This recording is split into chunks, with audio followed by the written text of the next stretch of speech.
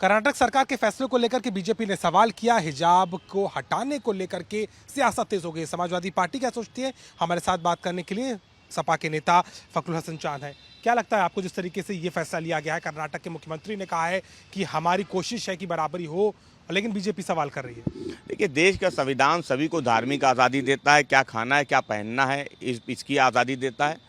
और भारतीय जनता पार्टी का तो ऐसे भी बाबा साहब के संविधान में विश्वास नहीं है। इसलिए जब कोई संविधान के अनुरूप कार्य होता है तो सबसे पहले भारतीय जनता पार्टी के पेट में दर्द होता है, वो विरोध करने आ जाती है।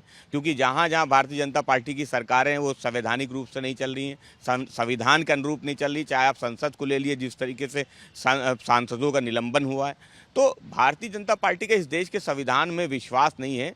जो भी हिजाब पे फैसला हुआ है वो संविधान के अनुरूप हुआ है और भारतीय जनता पार्टी को केवल विरोध करना आता है, इसलिए वो विरोध करते रहे। लेकिन देश बाबा साहब के संविधान से ही चलेगा। लेकिन एक बात वहाँ के कर्नाटक के प्रदेश अध्यक्ष ने कही है कि ये वैचारिक तौर पर देखा जाए तो युवाओं के दिमाग में धार्मिक तौर पर बंटवारा करने का काम ये फैसला कर रहा है। देखिए, धार्मिक तौर पे बंटवारा लोगों के दिमाग का कौन कर रहा है, कौन व्हाट्सएप यूनिवर्सिटी चला रहा है, कौन फेसबुक यूनिवर्सिटी चला रहा है, ये पूरा देश जानता है। और हमेशा से छात्र इसी तरीके से पढ़ते आए हैं, देश का जब से देश में आज़ादी मिली है। इसलिए ये कहना कि किसी हिजाब से या किसी पहनावे से बंटवारा होता है, तो ये बिल्कुल बंटवारा नहीं होता। बंटवारा केवल सोच से होता है और भारतीय जनता पार्टी नौजवानों की सोच में जहर घोलने का काम लगातार करने का प्रयास कर रही है। लेकिन मैं समझता हूँ, समाजवादी पार्टी समझती है कि ये फैसला बिल्कुल संविधान के अनुरूप है और देश संविधान से ही चलेगा। बीजेपी के सांसद जो हैं सुब्रत पाठक कन्नौज से, उन्होंने मंदिर ट्रस्ट को पत्र लिखा है और कहा है कि समाजवादी पार्टी के नेताओं को निमंत्रण ना भेजा जाए रामलला के उद्घाटन समारोह का, क्योंकि ये वही लोग हैं जिन्होंने कार सेवकों पे गोली चलाने का काम किया। देखिए, कन्नौज की जनता तो अब सुब्रत पाठक से सवाल पूछ रही है। जो विकास के मुद्दे से वो केवल गाली दे सकते हैं, वो केवल अपराधियों को थाने से छुड़ा सकते हैं। कन्नौज की जनता के लिए काम नहीं किए हैं। इसलिए कन्नौज की जनता का ध्यान, देश की जनता का ध्यान, उत्तर प्रदेश की जनता का ध्यान मुख्य मुद्दों से हटाने के लिए वो इस तरीके के पत्र के लिख के सस्ती लोकप्रियता चाहते हैं। समाजवादी पार्टी का सभी धर्मों में विश्वास है।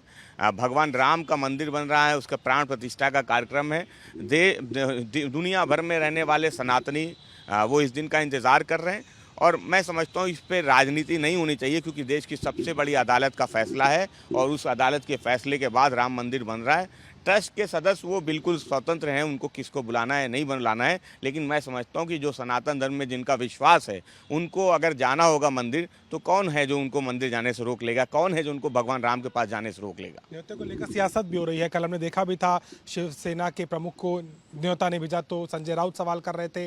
अखिलेश यादव भी अभी तक शायद न्योता नहीं पाए। देखिए, धर्म बहुत निजी आस्था का सवाल है। हमको आपको अगर अपने धर्म स्थल जाना है तो कौन रोक सकता है? क्या किसी निमंत्रण की ज़रूरत है, किसी इनविटेशन की ज़रूरत है? मैं समझता हूँ कि मंदिर जाने के लिए, मस्जिद जाने के लिए किसी इनविटेशन की ज़रूरत नहीं है।